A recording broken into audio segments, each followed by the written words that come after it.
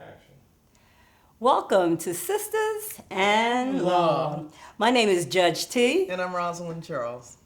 We have, there's so many things that happened on the last week. We don't want to bore you all with everything that I know that you have heard on the news. So we're just going to give you some nuggets of a few areas. Where do we want to start? Oh my God. Well, in general, there's chaos in the White House. Or should I say, there's always been a fair amount of chaos in the White House. But everything kind of came to a head, I guess, last week with the ousting of the press secretary, Spicer.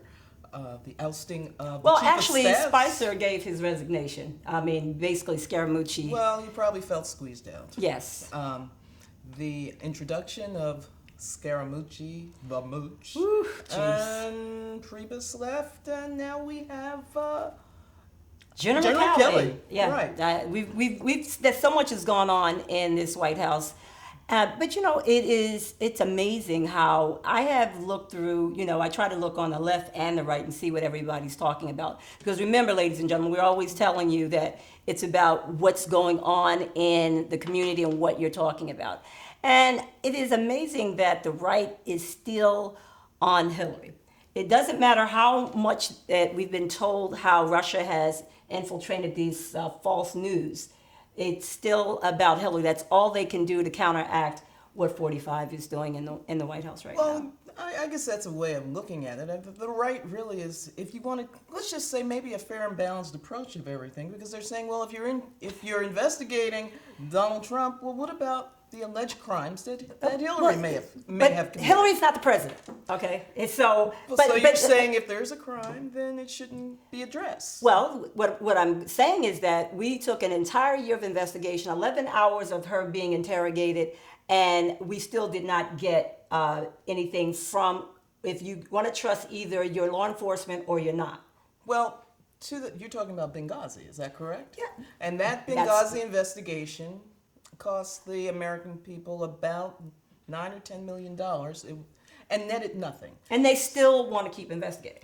Well, now this is on the issue of the emails and some of the admissions that were made by Comey during the course of the Russia investigation. You know what this is all about? Because we don't want to talk about a president who is actually has the Boy Scouts of America have to apologize because he wants to give lewd jokes to 9 to 15-year-olds, and because 4,000 kids are clapping, you're sharing nasty jokes with kids. All right, well, let's get back to the Russian investigation and the point that they want to invest. Why can't we talk about both? Sure, we can. We can talk about. Why can't both of them be investigated We can talk at the about same 45 time? also instigating police brutality, telling young police recruits that. Yeah, you don't have to be so easy, and throw him in the car. We know that a young man had his neck broke. Well, you thrown in the also car. realize that police organizations from across the country came out against that statement. Now, is that normal? Is that normal? I mean, is it normal that Boy Scouts of America have to apologize for the president? One topic at a time. Police. Let's deal with the police brutality, and then we can talk about the Boy Scouts. We have so much going on. There is a plethora of things that we can stay on with the 45th, but yet we still want to talk about Hillary? Really? Again, you can talk about both. It's what the American public wants to hear on some levels. I'm sure there is a certain faction of individuals who would like to continue to talk about what may or may not have happened during those investigations with the emails. Now, to the extent it carries any kind of weight. But we don't care about what's happening right now in the U.S. government? I think we should care about it all. But I will say this with respect to looking into Hillary, is that what are we going to get? Nothing. Do we need to drag the country through that? What we didn't get anything it gives for the the money we've already spent. It gives the impression, if you were to move forward with some kind of investigation, that we're kind of like a banana republic, where the winner investigates the loser and then ultimately tries to... That is not what we are here for. Just like we come here to give our audience reality television. Okay, but what we are talking about is we have the 45th who comes from an unreal place. It's like Alice in Wonderland going on in the White House. Well, we talked about the chaos. Now we've got General Kelly, who's going to come in and right the ship, if you will. And he's been. But why did it take General Kelly to get Scaramucci out of there? I don't know the exact circumstances under which Mooch was ousted. Mooch resigned. He gave his resignation. The president accepted. The foul mouth of the Mooch happened a week ago. We had to wait till a new White House press secretary comes in. Well, it's clear. I mean, come on. It's clear that the chief counsel. It's clear that the president does not like to fire his own people. He may I want them thought fired. that firing was his gig. You're fired. I mean, he ain't said you're fired yet. Exactly. He makes everybody give resignations. He lets other people do it, or he squeezes you out. It's a pump move. It's a pump move. This is the president of the United States. Or maybe it's the move of an executive. Really? Get somebody else to do your dirty work. Well, you know what? There is so much going on. We're going to kind of stick him in the box that he needs to stay in because he's sucking the air out of our country. I think that we should challenge ourselves to find some other things to talk about. You know, the comedians did a survey. The comedians, the late night comedians who every night lead with something about Trump. Every one of them. Yes. They realize now that that's all they're talking about. And they're beginning to question their own creativity. There must be some other news out there besides the 45th. But the reality of it is that the fact that we have news about our president that is worthy of every comedian on late night to come out from 10 o'clock on to midnight, every channel. I'm not giving each one of them their separate shout outs, but you can go to any of them. Well, go to cable, they're all there. Well, I will say there is a whole lot of material that they can deal with, and it makes it very easy. So they even want to sit back and consider what they're talking about because it's just too easy. It's too easy. I think we're going to try, ladies and gentlemen, to give you more than just the 45th because he is sucking the air out of the room and every channel on television. We are here really to kind of give you a little bit of everything. Today, we actually attended a function.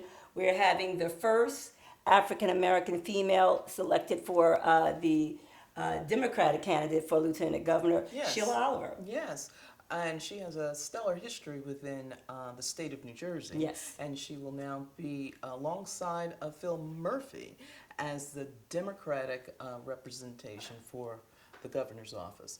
Now we also, on the other side of the election, we got Guadagno, and she is chosen as a running mate, a gentleman by the last name of Rindo. He's a mayor in the state of New Jersey. He is I think male. Hillcrest. He's Cuban. I think Cuban descendant. Yes. He's out of Woodcliff, New Jersey. He's a mayor. I wonder if that is a little political wrangling. So Giordano gets a Cuban male.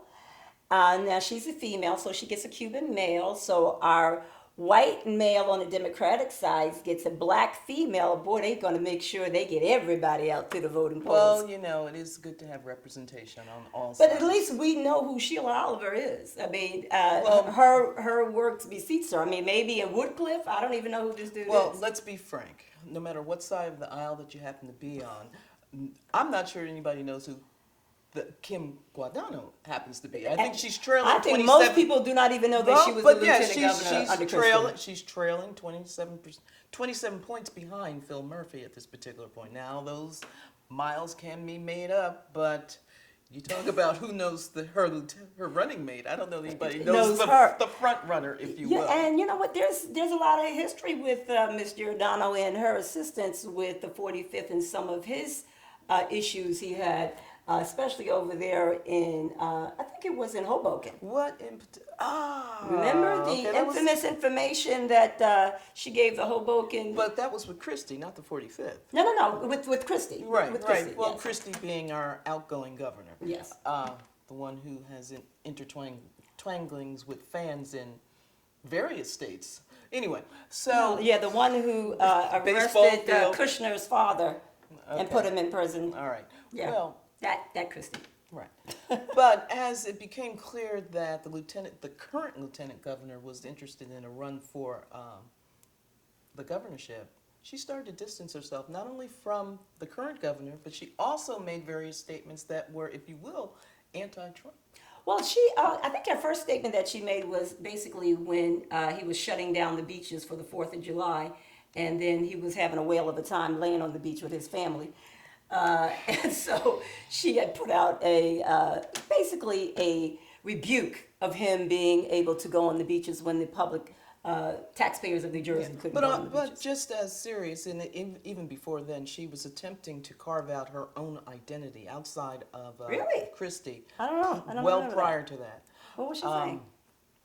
She was anti some of the things that, well, for instance, Christie at the time was running for the presidency. Christie was running for anything he could get in the Trump campaign. And then he backed out. Then he started to support Trump. Yes. And in that same space, the lieutenant governor under Christie, and I keep saying it because I can't, Giordano. Anyway, Guadagno, Kim. Yeah, call it Kim. Good. She then started to carve out her own space, and she started to talk about things that were clearly anti-Trump, particularly when, well, there's so much that you can talk about that anyone could find anti-Trump. But, when the incident in the Access Hollywood incident took place, she came out and she spoke, and various other kinds of things that were, I guess, appalling to, at least what she thought would be appalling to most of the New Jersey electorate. Well, we also know that that supposed locker room talk is regular talk, because if his main boy, Scaramucci, could come out with the blistering amount of expletives that he came out with, and the 45th didn't even respond in any way, shape, or form, and that was recorded. That amount of curse words is going to be archived. That's true. He didn't even denounce it, didn't even respond. Well, he's out now. Gone 11 days. What happened? He's Priebus is he is the shortest serving. You mean Scaramucci? No. Priebus, actually? Priebus. He's the shortest serving White House chief of staff. They went down in history. So. All right. Well, Scaramucci, I'm sure he's the shortest serving communications but director. See, Scaramucci didn't really even have a job. He hadn't even been sworn in. He wasn't even supposed to go in until August the 14th. All right. Well, it was a short trip to D.C. then. It's a trip that actually, and he gave his resignation. He gave it with a caveat: "Can you put me somewhere else?" Really? All right. Well, enough about politics. We talked a little bit on the national scheme. We've talked about things that are happening locally. Again, shout out to Sheila Oliver, congratulations. Shout out to Phil Murphy, congratulations, and good luck in the election. I'll be sitting out as the absolutely dedicated Democrat on this table. I will be making sure that I do my shout outs for Phil Murphy and Sheila Oliver. I'm going to look at both sides because I am the dedicated independent at this table, and we'll see what Kim and Mr. Rindo have to offer the people. Well, because what you have your head of the ticket. I think the purpose of your second is just in case the head fails, you want to make sure that the tail can come in. But real quickly, we've talked about things on the national level. We talked about things on the local level here in New Jersey, and just quickly, let's just talk about something that might be very practical with respect to our audience. Hand-free cell phone, getting a ticket. We had an incident. Yes. In fact, not you personally had an encounter, but you ran in with someone who got a ticket for a hands-free cell phone. I got a question with regards to hands-free. In New Jersey, hands-free really means that. So let's say your phone is off. If you have it in your hand, the police can technically still give you a ticket. If you're driving. Hands-free. If you're driving. No. Not just sitting in the your car. Your engine is on. You could be idling. Okay, operation. So they can prove operation. Yes. And that's the other thing with people, you don't understand that as long as your engine is on, you're technically able to drive the car. That's called So, operation. Yeah, so it's operation. operational. Operation. So hands-free means your phone only, it has to be operable. It doesn't have to be on. You could be listening to the radio. If your phone can turn on, then that ticket is a valid ticket, and it's like If it's in your hand, $239. so get those earphones, use that Bluetooth, Yes. and drive safely, ladies and gentlemen. That's New Jersey law. It may vary in different states. That's why we don't give legal advice. But here in New Jersey, understand hands-free means no phone in your hand. We thank you for joining us here at Sistas Law. We want you to hit us up on Twitter, Instagram, Facebook. And YouTube. And don't forget to Subscribe. Thank you from Judge Sekou, better known as Judge T. And Rosalyn Charles. I'm going to speak. Hey! Bye-bye. Sistas and Law.